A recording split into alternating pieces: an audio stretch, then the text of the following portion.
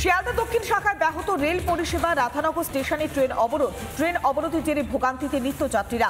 একাধিক স্টেশনে পরপর দাঁড়িয়ে রয়েছে ট্রেন। অফিস টাইমে হয়রানির শিকার হচ্ছেন যাত্রীরা। এই মুহূর্তে রাধানগর স্টেশনের ছবি দেখাচ্ছি। ট্রেন অবরোধ করে বিক্ষোভ দেখাচ্ছেন। রেল অবরোধের জেরে ভোগান্তিতে পড়েছেন নিত্যযাত্রীরা। একাধিক স্টেশনে পরপর দাঁড়িয়ে রয়েছে ট্রেন। অফিস টাইমে হয়রানির শিকার হচ্ছেন যাত্রীরা। রাধানগর স্টেশনে চলছে বিক্ষোভ। জেনারেল কম্পার্টমেন্ট থেকে একটি বগি এবং একই সঙ্গে আমরা এর আগেও দেখেছিলাম যে গতকাল একই দাবিকে সামনে রেখে বিক্ষোভ দেখানো হয়েছিল। কেননা যে জেনারেল কম্পার্টমেন্ট, সেই জেনারেল কম্পার্টমেন্ট থেকে একটি বগি লেডিস কম্পার্টমেন্ট করা হয়েছে, আর তাতেই ভিড় বাড়ছে এবং নিত্যযাত্রীরা সমস্যায় পড়ছে।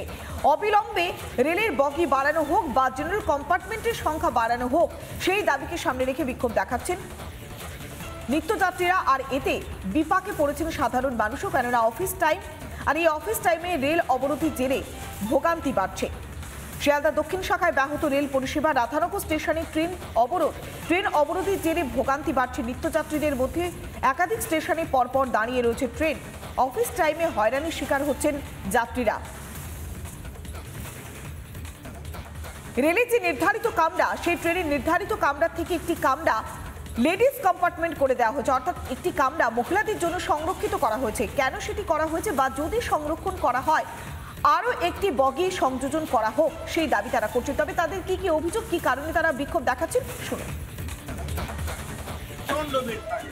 মানুষ দাঁড়াবার জায়গা থাকে না, ট্রেন বাড়াতেই হবে, একান্ত ট্রেন বাড়াতে। এখন 8:25-এর যত প্যাসেঞ্জার আছে সবই 7:42-এ যাবে, তো জায়গা কোথায় থাকবে যাবো? আর এইভাবে রাস্তা সময় সময় অবরোধ করছে, কত মানুষ হ্যারেস। আর আমরা ডিউটি যেতে পারছি না, ফোন করতে হচ্ছে।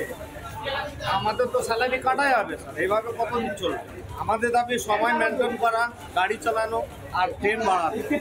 হুট করে লেডিস করে দিয়েছি, এটা অজানিয়ে আমাদের দক্ষিণ শাখার যারা আছে হেড অফ দ্য ডিপার্টমেন্টে রেলে, তারা কোনোভাবে মাইকে অ্যানাউন্সমেন্ট করেনি, কোনো নোটিশও যায়নি।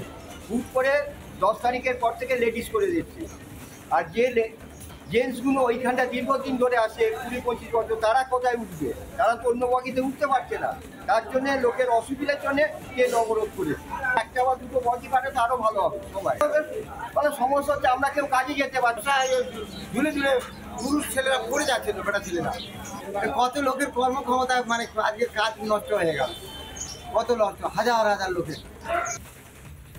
নানা ধরনের কন্টেন্ট দেখার জন্য লাইক করুন, শেয়ার করুন আমাদের ফেসবুক পেজ, সাবস্ক্রাইব করুন আমাদের ইউটিউব চ্যানেল। পাশাপাশি অন্যান্য ব্রেকিং নিউজের জন্য অবশ্যই চোখ রাখুন রিপাবলিক বাংলায়।